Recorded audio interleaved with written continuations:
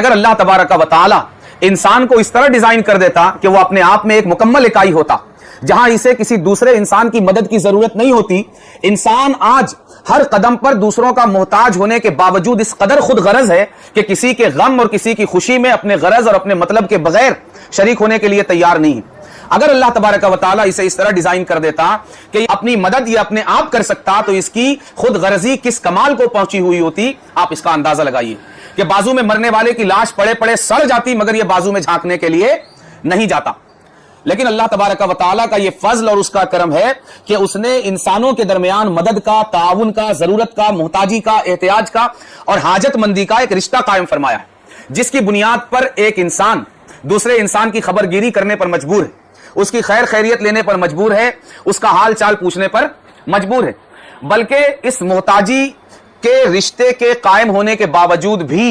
سچائی یہ ہے، اگر ہم غور کریں گے اور اگر ہم حقیقت تک پہنچنے کی کوشش کریں گے تو ہمیں پتہ چلے گا کہ اگر کسی کی میت میں ہمارے شریک نہ ہونے پر اگر کوئی اعتراض کرنے والا نہ ہو،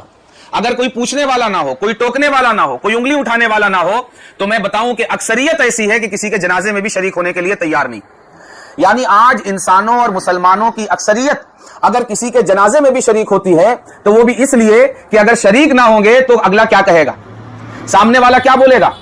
اور لوگ پوچھیں گے کہ یہ آیا کہ یہ نہیں آیا، یہ شریک ہوا کہ نہیں ہوا۔ یعنی اللہ تبارک و تعالی نے اس کو اس طرح ڈیزائن کیا کہ انسان ایک قدم بھی کسی دوسرے انسان کی مدد لیے بغیر آگے نہیں بڑھ سکتا، اس کے باوجود اس کی غرض مندیوں کا عالم یہ ہے۔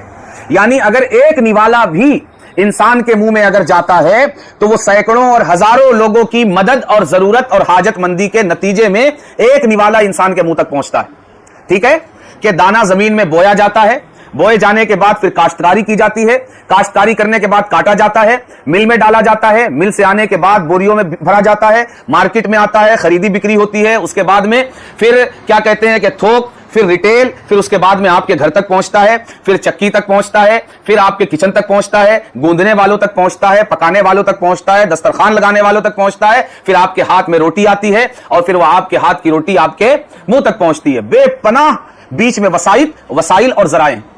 جن سے ہو کر ایک نوالا ہمارے منہ تک پہنچتا ہے۔ یہ مدد، دوسروں کے ساتھ تعاون، دوسروں کی معونت، دوسروں کی ضرورت اور دوسروں کے ساتھ ہماری حاجت مندی کا مقام اور درجہ یہ ہے۔ اسی حقیقت کی وجہ سے اللہ تبارک و تعالی نے قرآن کریم کی پہلی سورت میں یہ آیت کریمہ نازل فرمائی، ایاک نستعین، مولا ہم تجھی سے مدد چاہیں، اس لیے کہ تیری مدد کے بغیر دنیا میں کوئی کسی کی مدد نہیں کر سکتا، کہ کائنات میں ہر کوئی تیری مدد کا محتاج ہے۔ تو انسان جب ہر لمحہ ہر قدم مدد کا محتاج ہے، بلکہ اگر آپ غیر کی مدد، ایک تو یہ انسان کا اپنا وجود ہے نا، اگر آپ اس کے باہر سے خود انسان کے اندر اگر آ جائیں اور آپ خود انسان کے اندر دیکھیں کہ انسان خود اپنے آپ میں اپنا کتنا محتاج ہے، جینے کے لیے سانس کا محتاج، دیکھنے کے لیے آنکھ کا محتاج، پکڑنے کے لیے ہاتھ کا محتاج، چلنے کے لیے قدموں کا محتاج، چھونے کے لیے ہاتھ کا محتاج، سونگھنے کے لیے ناک کا محتاج، سوچنے سمجھنے کے لیے عقل اور دماغ کا محتاج، یعنی یہ اپنے وجود کے باہر بھی محتاج ہے اور اپنے وجود کے اندر بھی محتاج ہے۔ یعنی مخلوق کو اگر اس کا حقیقت کی نگاہوں سے ایکس رے کیا جائے، اس کی سونوگرافی کی جائے اور حقیقت کے لحاظ سے اگر اس کی ایم آر آئی کی جائے تو اس کی حقیقت کا آخری عنصر جو نکلے گا اس کا نام ہوگا محتاجی۔ کیا ہوگا؟ محتاجی، کہ یہ سر کے بال سے لے کر پیر کے ناخن تک سراپا کیا ہے؟ محتاج ہے۔ بلکہ میں نے عرض کیا کہ پاور اور مال جیسے جیسے بڑھتا جائے گا، مدد کی ضرورت، مدد کی محتاجی اور مدد کی حاجت اسی قدر بڑھتی جائے گی۔ جب مدد کی حاجت اتنی ہے کہ آدمی کی حقیقت کیا ہے؟ محتاجی۔ کیا ہے؟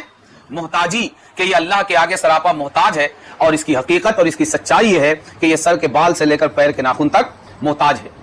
اور اللہ تبارک و تعالی نے نبی کریم صلی اللہ علیہ وآلہ وسلم کو رحمت للعالمین بنا کر بھیجا ہے۔ آپ اپنے ہر فرمان سے، آپ اپنی ہر بات سے، آپ اپنی زبان سے ادا کیے جانے والے ہر کلمے کے ذریعے اس کائنات اور اس کے بسنے اور رہنے والوں کو آسانی فراہم کرتے ہوئے نظر آتے ہیں۔ آپ نے دیکھا کہ بندے مدد کے اتنے محتاج ہیں تو آپ نے اپنے اس فرمان کے ذریعے انتہائی آسان فارمولہ اللہ تبارک و تعالیٰ کے بندوں کو عطا فرمایا کہ تمہیں مدد چاہیے نا،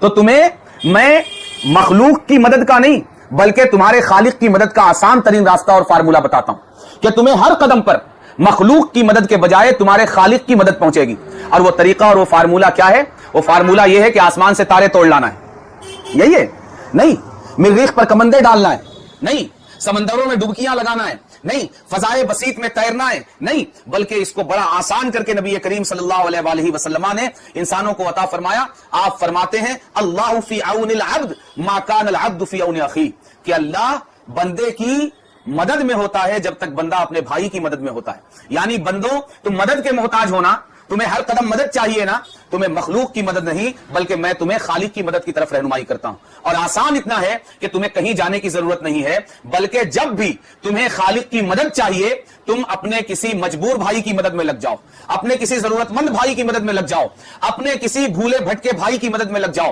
کسی بھٹکے ہوئے کو راستہ دکھا دو، کسی بھوکے کو کھانا کھلا دو، کسی پیاسے کو پانی پلا دو، کسی ننگے کو کپڑا پہنا دو، کسی بے وطن مسافر کو سر ڈھانکنے کی جگہ دے دو، کسی بھٹکے ہوئے کو راستہ دکھا دو. اور یہ ساری چیزیں تمہارے بھائی کی مدد ہوگی اور تم بھائی کی مدد کر رہے ہوگے اور رب تمہاری مدد کر رہا ہوگا.